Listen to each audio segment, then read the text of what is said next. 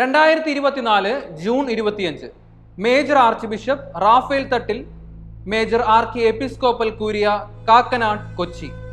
വിഷയം: എറണാകുളം അങ്കമാലി അതിരൂപതയിലെ വിമതർ തെളിവ് സഹിതം തെളിയിക്കാതെ തീവ്രവാദ ഗ്രൂപ്പുകളിൽ നിന്ന് സാമ്പത്തികവും തന്ത്രപരവുമായ സഹായം സ്വീകരിക്കുന്നുവെന്ന് ആർച്ച് ബിഷപ്പ് താഴത്തിന്റെ ആരോപണം.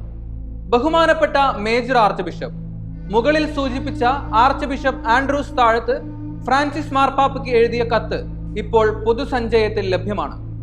അദ്ദേഹം അത് നിഷേധിക്കാത്തതിനാൽ കത്ത് യഥാർത്ഥമാണെന്ന് ഞാൻ അനുമാനിക്കുന്നു. അതിൽ സ്ഫോടനാത്മകതയിൽ കുറവൊന്നുമില്ലാത്ത ഒരു പ്രത്യേക പോയിന്റ് വായിച്ചപ്പോൾ ഞാൻ ഞെട്ടിപ്പോയി. എന്നാൽ ആർച്ച് ബിഷപ്പ് താഴത്ത് തന്റെ അവകാശവാദത്തെ സാധൂകരിക്കുന്ന ഒരു തെളിവും നൽകിയിട്ടില്ല. ഇക്കാര്യത്തിൽ നിങ്ങളുടെ പരിഗണനയ്ക്കും പ്രവർത്തനത്തിനുമായി ഞാൻ ഇനി പറയുന്ന പോയിന്റുകൾ സമർപ്പിക്കുന്നു. 1.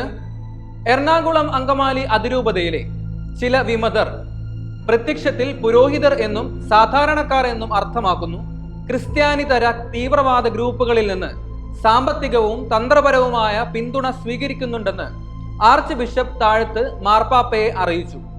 2. തീവ്രവാദ ഗ്രൂപ്പുകളിൽ നിന്ന് സാമ്പത്തിക സഹായം സ്വീകരിക്കുന്നത് ഗുരുതരമായ കുറ്റകൃത്യമാണ്.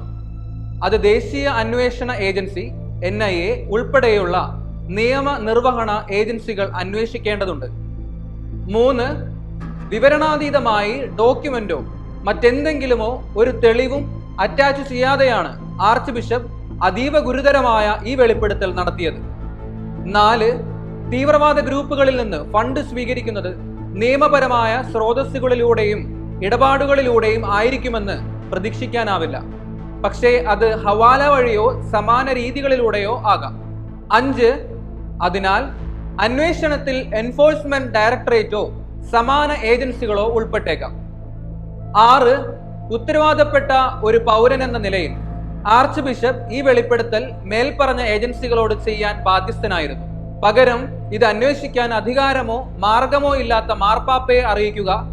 ഇത് ഈ ആരോപണം ഉയർത്തുന്നതിലെ ആത്മാർത്ഥതയെയും സത്യസന്ധതയെയും ചോദ്യം ചെയ്തു. കണ്ണിൽ കാണുന്നതിലും കൂടുതൽ അതിലുണ്ടെന്ന് തോന്നുന്നു. 7. മാത്രമല്ല, ആർച്ച് ബിഷപ്പ് താഴത്ത് മാർപ്പാപ്പയ്ക്ക് കത്തെഴുതിയ കാലത്ത് എറണാകുളം അങ്കമാലി അതിരൂപതയുടെ അപ്പസ്തോലിക് അഡ്മിനിസ്ട്രേറ്റർ ആയിരുന്നു. സത്യം കണ്ടെത്താൻ അദ്ദേഹം പ്രശ്നം അന്വേഷിച്ചു.